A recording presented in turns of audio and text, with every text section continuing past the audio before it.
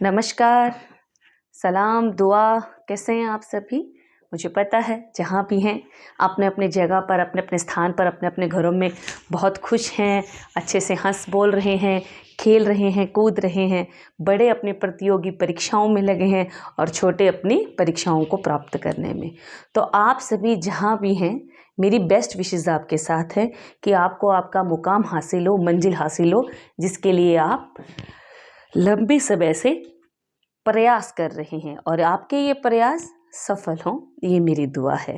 मैं रेनू जैन आप सभी का स्वागत करती हूँ मेरे चैनल नॉकआउट एजुकेशन पर।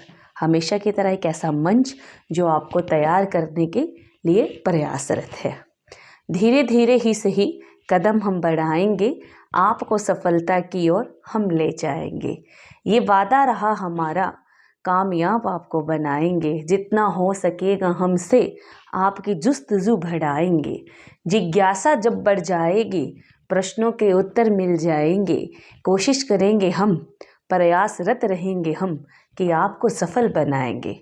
यही मेरी और मेरे चैनल नॉकआउट एजुकेशन की विशेष आपके लिए। और मैं रेनू जैन आपको पढ़ा रही थी रस का पाठ। रस, मैंने कहा था ना, रस को हम कई अर्थों में ले सकते हैं। साहित्य की आत्मा रस, जीभ का स्वाद रस, किसी भी चीज़ को देखने का रस, है ना। तो देखा जाए तो ये रस हर रूप में हमारे मन में भाव ही उत्पन्न करता है। ऐसे भाव जो किसी भी परिस्थिति के अनुसार हमारे अंतर्गत बनते हैं और बाहर निकलते हैं, वो क्या कहलाते हैं? रस कहलाते हैं। इन रसों का स्वाद हम अलग अलग रूप में लेते हैं। साहित्य में लेते हैं, कविताओं के रूप में, अनुच्छेद के रूप में, निबंध के रूप में, लेख के रूप में, और ज़िंदगी में लेते हैं खाने के रूप में, किसी मनमोहक वस्तु के आकर्षित होने के रूप में, और अन्य कई परिस्थितियां हैं जो हमें अपने जीवन में कहीं ना कहीं रस को अपने अंदर प्रतिपादित करने का वर्णन करती है। मैंने अपने पिछले वीडियो में आपको श्रृंगार रस की परिभाषा बताई थी और आपसे पूछा था वीर रस उत्पादित किस्सा बताएं कि आपकी ज़िंदगी में क्या ऐसी कोई घटना हुई है जहां आपने वीरता का प्रदर्शन किया हो, या आपके उस भाव का जो आकर्षण है लोगों को आपकी ओर खींचा हो, या आपने अपने जीवन में कोई साहसिक कार्य किया हो जिसमें वीर रस हो। ऐसा किस्सा आप मुझे कमेंट बॉक्स में लिख दीजिए। ध्यान रखिए, लिखने की सीमा क्या है? 5 पंक्तियां, ओनली 5 लाइन्स। ओके, हम अब चलते हैं अपने पाठ रस की ओर। हमने पढ़ा श्रृंगार, वीर, है ना, रौद्र, है ना, हास्य, है ना, कौन सा, शांत, आदि आदि। इन रसों के बारे में हमने पढ़ा, जाना, समझा और प्रयास भी किए कि इनको अपने मन के अंदर जो भाव हैं उनसे जोड़ ले। भाव तो जुड़ ही जाएंगे, भावों का तो कोई वर्णन ही नहीं है, क्योंकि भाव एक ऐसी मतलब कोमल वस्तु है, अनटच्ड है। भावों को हम टच नहीं कर सकते, छू नहीं सकते, सिर्फ महसूस कर सकते हैं, है ना। कैसे? हमारी आँखों के द्वारा, हमारे चेहरे पर जो भंगिमाएं उठती हैं उनके द्वारा, या हमारे शरीर में जो विभिन्न आकृतियाँ उस स्थिति को देखकर बनती है उसके द्वारा। मैंने कहा था हिंदी में कुल 9 रस हैं। कितने रस हैं? कुल 9 रस हैं। 9 रस मैंने आपको पढ़ाए थे। कौन कौन से? हर किसी का अपना एक स्थायी भाव है। मैंने आपको पहला पढ़ाया श्रृंगार, फिर पढ़ाया रौद्र, फिर पढ़ाया कौन सा? कोई बताएगा मुझे? मैं तो सारे बता दूंगी। अगले वीडियो में आपसे प्रश्न का उत्तर मांग रही हूं मैं, रस के कितने प्रकार हैं, नाम बताएं। प्रश्न आपके लिए तैयार है। अब पढ़ाया है पाठ, अध्यापिका हूँ, आकलन तो करूँगी ना, एग्जाम तो लूँगी ना, क्योंकि बिना परीक्षा लिए मैं आपको छोड़ दूँ ऐसा तो हो नहीं सकता। तो इस प्रश्न का उत्तर दीजिए, ठीक है।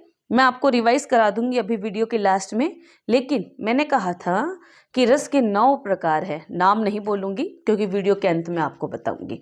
और मेरे जीवन में वीर रस की एक घटना रही, मेरी खुद की नहीं, किसी अन्य की, उसके बारे में भी आपको बताऊँगी। चलिए आज हम करते हैं हिंदी भाषा में 9 रसों के अलावा जो विद्वान हैं, विदुषी लोग हैं, वो रस के 2 अन्य भेद और मानते हैं। कौन कौन सा? वात्सल्य रस, भक्ति रस। वात्सल्य रस के बारे में तो मैंने आपको छोटे से में बताया था, माँ और पुत्र का प्रेम, माँ और पुत्री का प्रेम जहाँ दर्शाया है ना। और भक्ति रस जहाँ ईश्वर में हम खो जाएं, है ना। शॉर्ट में देखा जाए तो हम इनका स्पष्टीकरण कर लेते हैं, इनके बारे में जान लेते हैं कि क्यों विद्वानों ने इन 2 अन्य भेदों को भी रस में जोड़ा है या अन्य भेदों से इनको अलग दिखाया है, क्यों, और ये क्यों आवश्यक थे कि इनको हिंदी के रस पाठ के अंदर अन्य भेदों में जोड़ा गया। और इनको भी वो मानते हैं क्या? रस, भाव। हाँ, भाव हैं, इसमें कोई दो राहे नहीं है, कोई विषय या विवाद नहीं है, कोई दो तो की बात नहीं है। हाँ, भाव हैं, लेकिन अपने स्वरूप के साथ। अब कुछ तो इनमें खासियत रही होगी कि इनको हिंदी के रस पाठ में जोड़ा गया। चलिए अब हम जानते हैं वात्सल्य रस के बारे में। पहले यहाँ जो लिखा है पढ़ लेते हैं। वात्सल्य रस का स्थायी भाव है बाल रति, अर्थात छोटा बच्चा होता है ना, बालक उसके स्वभाव से संबंधित। जहां बाल रति का भाव रस अवयवों से परिपुष्ट होकर रस रूप में व्यक्त होता है, वहां क्या होता है? वात्सल्य रस। वात्सल्य रस माँ और पुत्र के प्रेम, उनके बीच की छेड़खानी, उनके बीच की आवाजावी जो होती है उसको दर्शाता है, वात्सल्य रस कहलाता है। जैसे यशोदा का जो नंद लाला है, जब उनको तंग करता है, गोपियां उनकी शिकायत लेके आती हैं, तो यशोदा माँ झूठा मूठा उन पर जो गुस्सा करती हैं, प्यार भरा उनसे नाराज होती हैं, उसी नाराजगी को, प्यार को, लड़ाई झगड़े को सूरदास जी ने अपने दोहों में किस प्रकार पोया है देखिए। और वात्सल्य रस को उभार कर, निखार कर, एक माँ का पुत्र के प्रति स्नेह और एक पुत्र का माँ के प्रति स्नेह हमें दिखाया है। देखिए किस प्रकार। बाल दशा मुख निरखी, जसोदा पुनि पुनि नंद बुलावती, अचरा तरले ढाकी, सूर के प्रभु को दूध पियावती। यहाँ मैं इसका वर्णन कर देती हूँ कि जो यशोदा मैया है, यशोदा मैया क्या करती हैं, भगवान कृष्ण नन्हे से होते हैं ना, छोटे से, तो अपनी इनको अपनी गोदी में लेके यूं खिला रही हैं, उनको प्यार कर रही हैं, खिला रही हैं। उनके मुख को देखकर पुनि पुनि नंद बुलावती, उनके मुख को देखती हैं, निहारती हैं और मेरा नंद लाला कहकर बुला रही हैं। अचरा तरले, अचरा का मतलब हो गया आंचल। आंचल समझते हो ना, साड़ी का या घाघरा चोली जो भी पहने हैं तो सर पे जो पल्लू होता है उसको यूं, है ना। तो यहाँ क्या कहते हैं, सूरदास जी क्या कहते हैं कि सूर के प्रभु को, अर्थात मेरे प्रभु को अपनी गोदी में लिए आंचल से ढक लिया है और उनको दूध पिला रही है। तो और दूध पिलाते हुए उनके मुख को बार बार निहार रही है, उनके चंद्र समान सुंदर मुख में वो खोई हुई हैं और बार बार उनको प्यार से क्या बुला रही हैं, मेरा नंद लाला।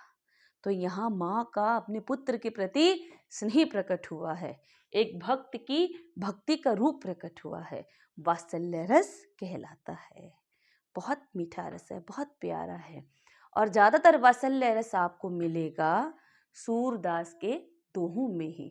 सूर एक ऐसे संत कहूँ या यूं कहूँ कि सबसे बड़े कृष्ण भक्त, मीरा के बारे में सुना है ना, मीरा के जो थी वो भी बहुत बड़ी कृष्ण भक्त थी।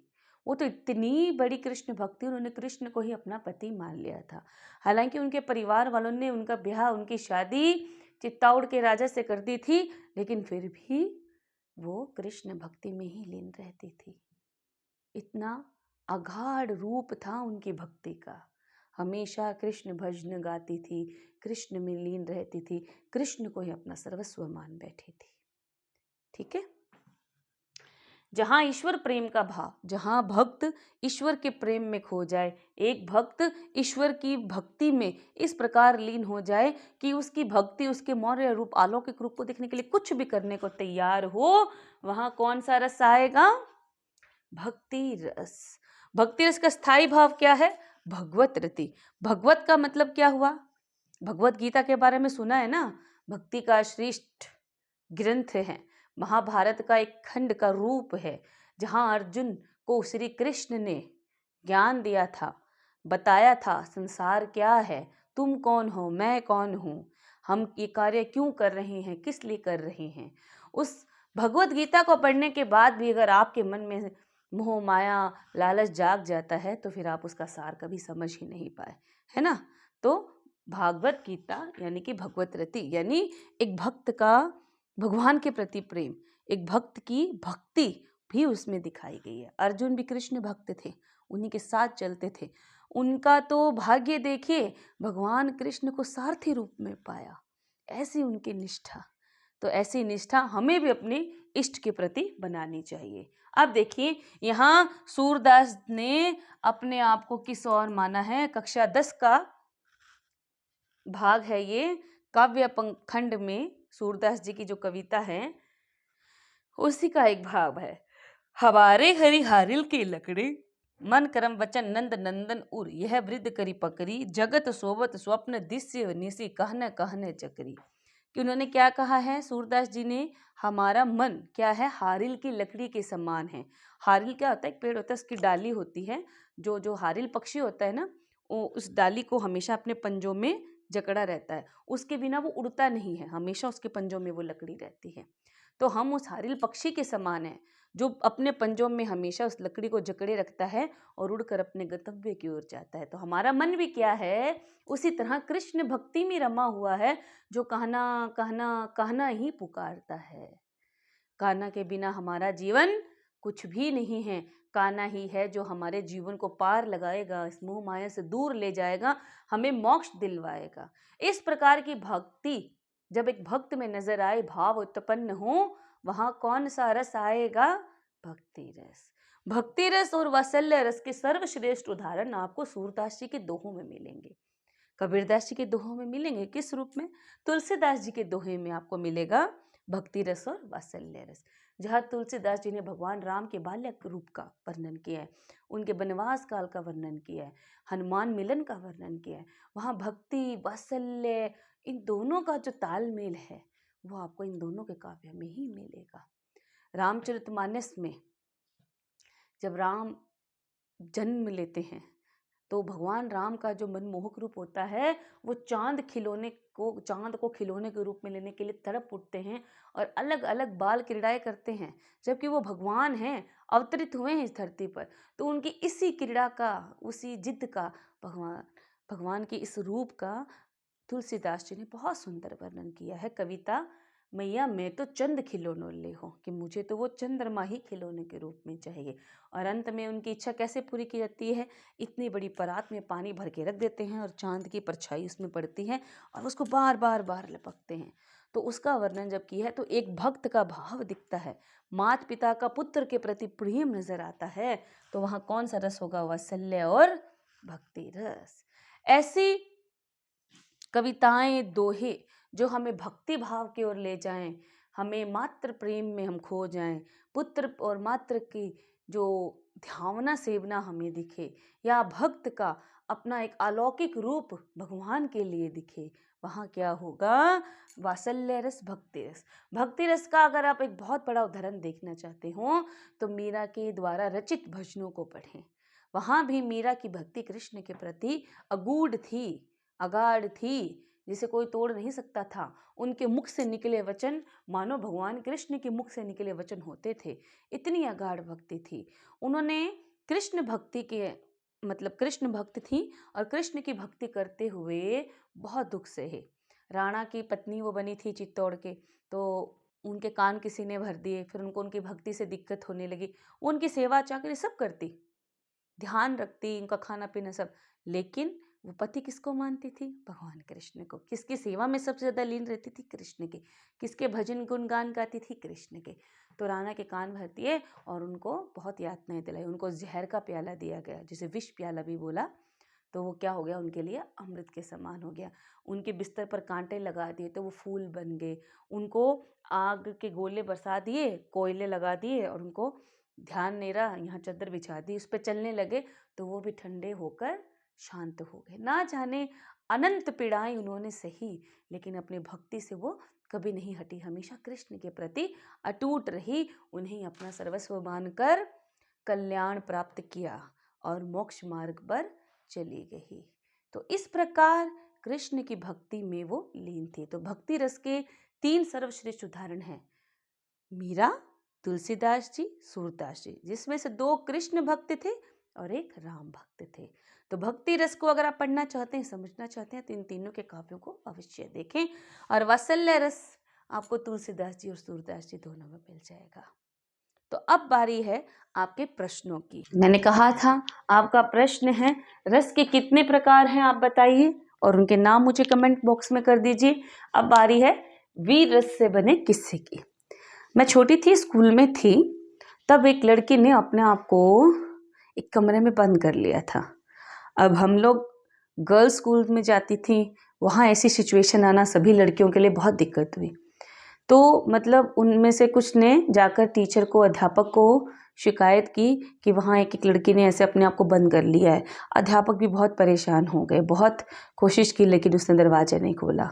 और मतलब वो ऐसी सिचुएशन में आ गए कि किसी को बताने वाली स्थिति भी नहीं थी और ना बताए बिना मदद नहीं मिलने वाली थी।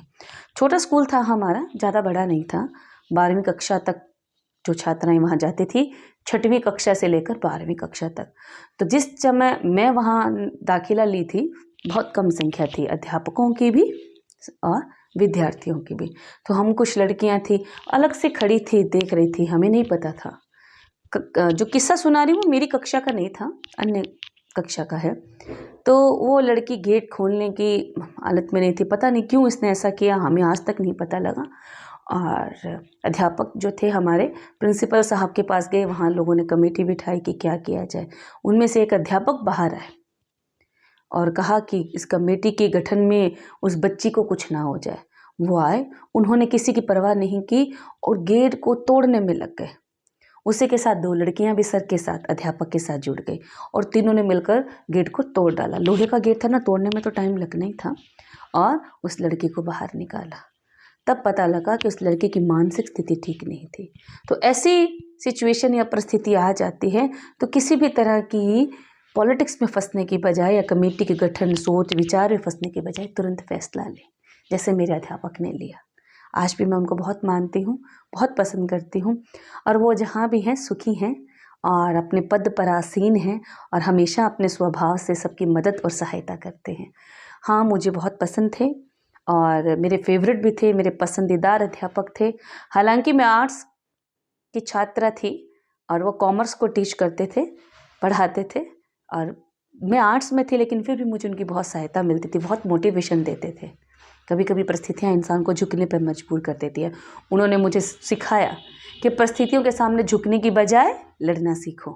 तो मैं हमेशा लड़ने के लिए तैयार हूँ और आप भी रहिए, हार मत मानिए, ज़िंदगी में कभी भी नहीं, कहीं भी नहीं, लड़ते रहिए।